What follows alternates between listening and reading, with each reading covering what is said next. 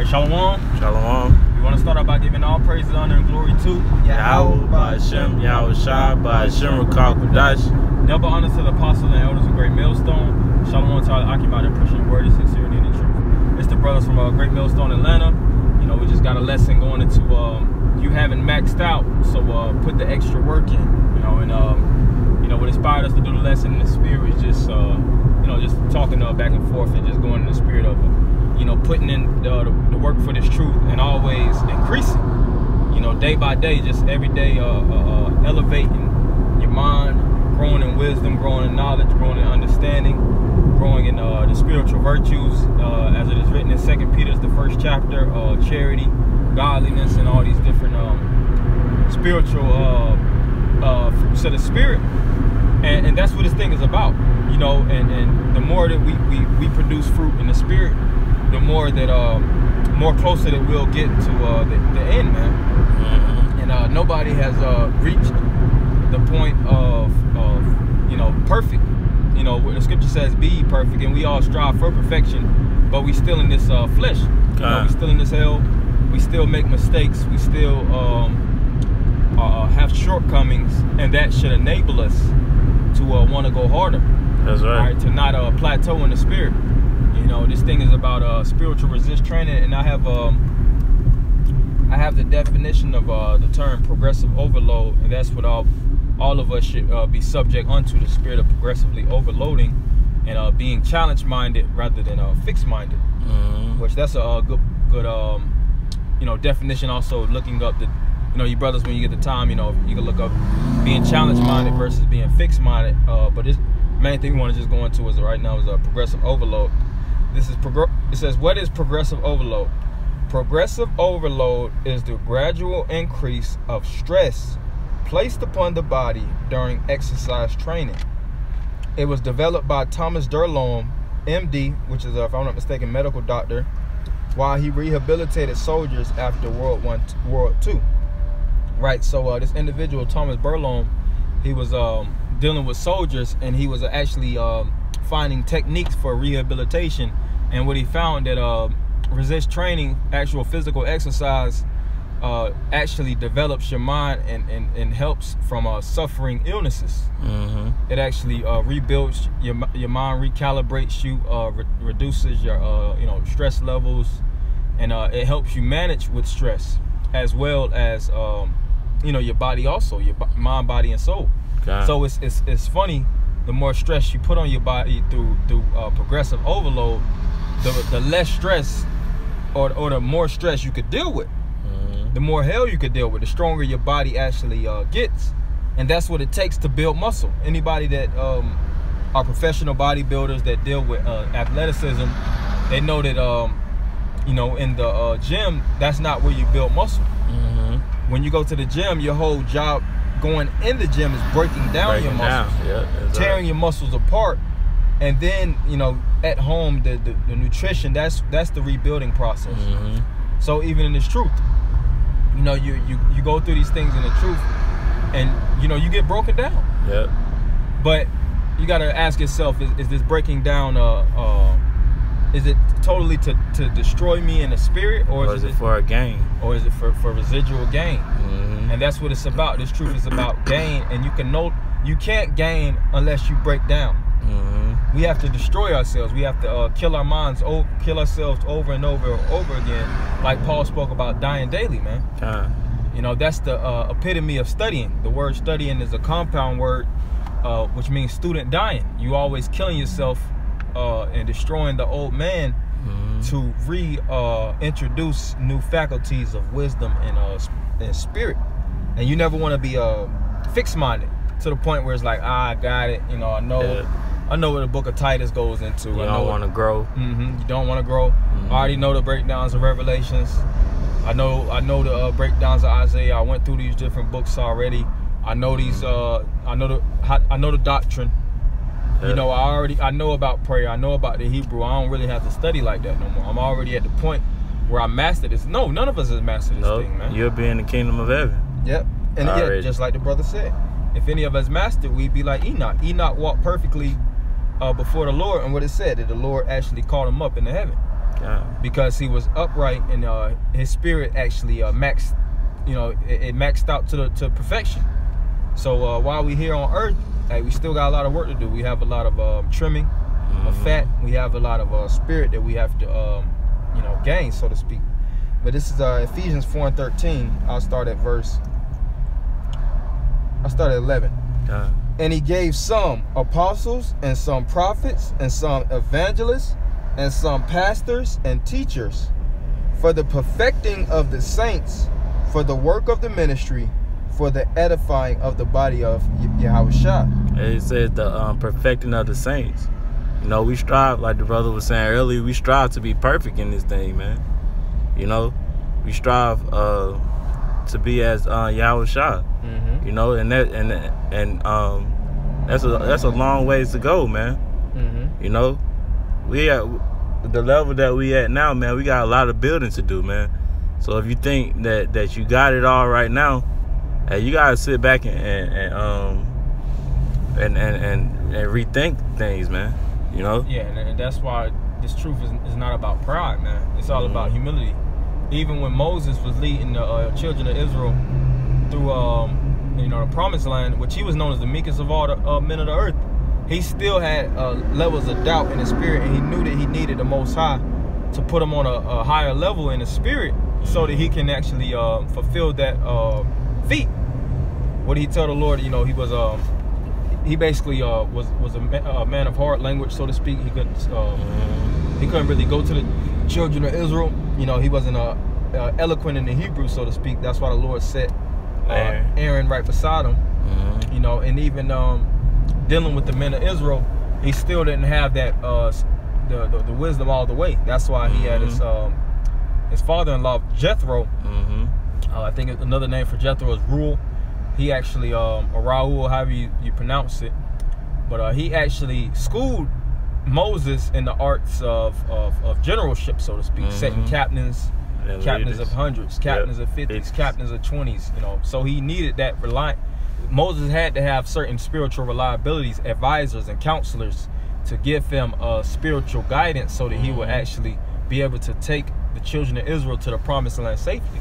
So how much more us brothers that's looking to walk unto the promised land through the spirit, of course. This isn't going to be a physical walk. It's a spiritual walk, and actually take these the little ones with us, so to speak. If I say too, what you just saying that this is a spiritual walk. Hey, Moses needed help, and the Lord was dealing with him face to face. So what more now, man? Yeah. When it's more of a spiritual thing, Yeah, the Lord turned his back on us. Yeah. We all fell. The virgins fell asleep. A lot of us just woke up to the truth, 7-8 years ago, 5, 3, 2 years ago. God. You've been a nigga for over 29 years, and you've came into the truth for 4 years. Now you got it all. Now you got it all. That's how you plateau. Whenever you think you mastered anything, like these LeBron James, if you talk to LeBron James and you ask him, is he a master of his craft? He'll probably humbly say, nah, I know I still got a lot of work to do. He knows that he has to hone in on. Now he knows at the end of the day that he is one of the greatest to do it. The stats prove all, of course. But from a humble standpoint, and you'll see these professionals, they'll be braggadocious, and they just do all that for the entertainment of things. But a lot of these sports athletes and things of that nature, they have coaches, and they listen to their coaches. They're not, everybody's not like an Allen Iverson where they want to skip practice. Even Michael Jordan had an interview, and the individual asked him straight up, are you the greatest? And Michael Jordan was like, well, for me to say that I'm the greatest will kind of demean the individuals that were before me. My predecessors that actually opened the door for me to beat Michael Jordan. I still had to gain that level of inspiration and spiritual attributes through those great men that were Hall of Famers, so to speak. So that's right. That was you could tell he said it sincerely. He wasn't just trying to because he could have talked this shit like, hey, look at the stats. I am the greatest, this, that, and the other. Because everybody knows that Jordan is one of the greatest, arguably the greatest of all time. But the fact remains, him in his own light, he still is looking at himself from a standpoint of humility, and still looking at it from a point of I got to this plateau due to the men that I watched and the men around me. Because what would Jordan be without Pippen? You know, what was Jordan be without the rest of the team? So you always got to think of that too. You know, you as great as your weakest player. That's right. You know, you can't always look at it like it's me. That type of attitude. This is an us thing, man. Team. This is teamwork. They say teamwork make the dream work, man. Yeah. And the dream is the kingdom of heaven. So you got to rely on the brothers around you, and you have to you got to depend on the men beside you. Sometimes you ain't got the shot past the rock. Don't just throw it up. Don't just throw it up. Just throw up some bullshit. Yeah. In the spirit. Don't just do things just because. You know, that's why the Lord sets certain men around you. The Lord didn't set up one-man camps. He set up a body of men. Because this devil, how this devil actually maneuvers and how he attacks things, he attacks it from a group standpoint. That's right. There is no just one elitist. There's not one. It's a conglomerate. It's a large group that come together to take down the children of Israel. So it says, for the perfecting of the saints, for the work of the ministry, for the edifying of the body of Yahushua. And like I said, the edifying, the word edify goes into the word edifice, which means to build. And when you read about the temple that was being constructed, it took a lot of men to build those temples, man. It wasn't just one man that was, laying out the cornerstone and dealing with the, brick and mortar work, so to speak. The pillars, the layout, the roofing, so to speak. Even when you read about the two major individuals that established the temple, what was Bezalel and Ahilud.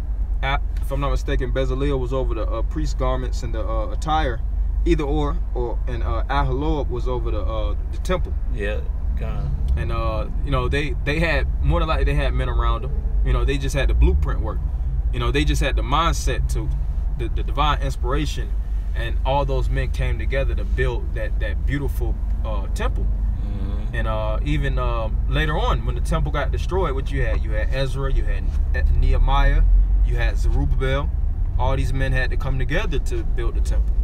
See, so in these times now, where the temple is being constructed through the Spirit, not being built with physical man's hands, we all have to come together. So that's what makes this thing perfect. The brothers that come together to perfect and work together in harmony to perfect this temple. Yeah. So it says, for the edifying of the body of Yahushua, which we represent the body. The word body goes into the word bodig, which means house. Till we all come in the unity of the faith and of the knowledge of the Son of the Most High, unto a perfect man, unto the measure of the stature of the fullness of Yahushua. Right. And we know, through the Spirit, that the apostles and elders, they have reached the highest point in Israel, period, to the measurement of Yahushua. Now, none of us can compare to Yahushua, but we look at Yahushua as our leader, as the chief cornerstone to build on top of, like the scripture says, as an example. That's right. As a sample of who to be.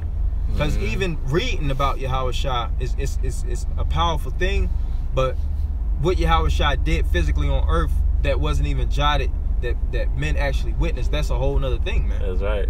You can only put so much in so many words to actually describe what Yahushua did. That's right. You can only, read. You'll read about it, but you don't really have the full insight, so to speak. That's why we just take these things, like I said, as an example, a sample on how to be. Because we can't measure up to that stature, especially in these vile bodies. But we look for it. That's the point, is the striving of it. So. Continuing on, that we henceforth be no more children, tossed to and fro, and carried about with every wind of doctrine, by the sleight of men and cunning craftiness, whereby they lie in wait to deceive. And it's a lot of men that came in and they got tossed to and fro. You had certain men that were around for a number of years, and you would look at them like, man, this guy gotta be up to 144,000. Yeah, kind of. Like prime example, our previous Camp Head, which a lot of brothers are familiar with this individual, Yarden. He was a bad individual with the scriptures, and apostles will speak about men that was in the old school who basically knew the scriptures like they wrote it. You know, but at the end of the day, they fell off. Yeah, they weren't rooted. They weren't rooted. So how much did that, you know, tell us about ourselves? That's in the thing where we have to analyze ourselves. That's right. Even if the point that we're at, it still has to be, our spirits has to be dictated upon humility. That's right. Always listening to the brothers around you. Go ahead, bro. Yeah, because the scriptures say knowledge puffeth up. You know, so the more that you get into the reading, and the more of understanding you have, and that pride demon can come quickly, man. But we got to catch it. You know, we got to be able to catch it and get it off of us. That's right. You know. And I'm gonna end it with this scripture. This is Psalms 37:37. Mark the perfect man, and behold the upright, for the end of that man is peace. Right. So you should have your marker, your spiritual marker, to perfection.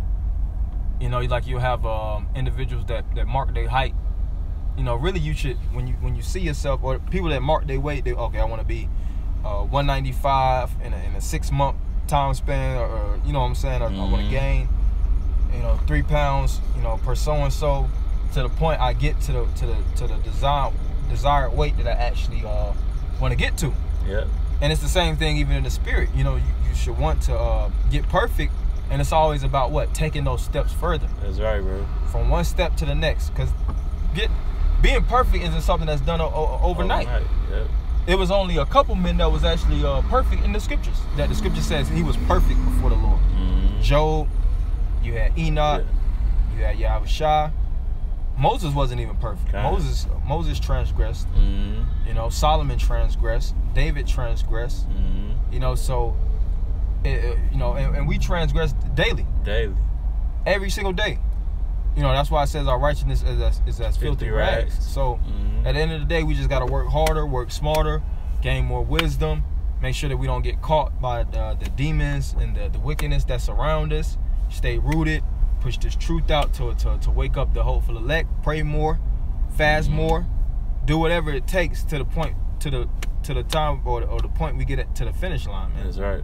So you had anything, or you good? Nah, Okay, so we want to end by giving all praise, honor, and glory to Yahweh, Ba'Hashem, Yahushua, Ba'Hashem, Rakakwadash. Double honor to the apostles and elders of Great Millstone, and Shalom Akim. Shalom.